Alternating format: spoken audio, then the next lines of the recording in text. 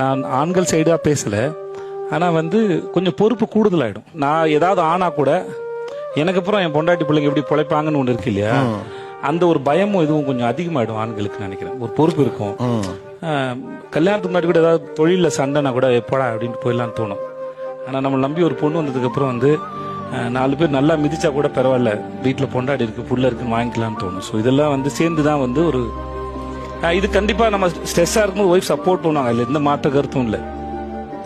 But நிறைய responsibility வந்து occupy பண்ணிடும். சோ அப்ப அது முன்னால மாதிரி இருக்க முடியாது, கல்யாணத்துக்கு முன்னால இருந்த மாதிரி இருக்க முடியாது. உண்மை அதுதான், காலப்போக்கில் நடக்கும். அது அவங்களுக்கு வரதும் நான் என்ன அப்பப்ப அந்த மாதிரி குட்டி சண்டை நடந்தா அது ரொமான்ஸுக்கு வழி வைக்கும். ரொம்ப நல்லா ஒரு சின்ன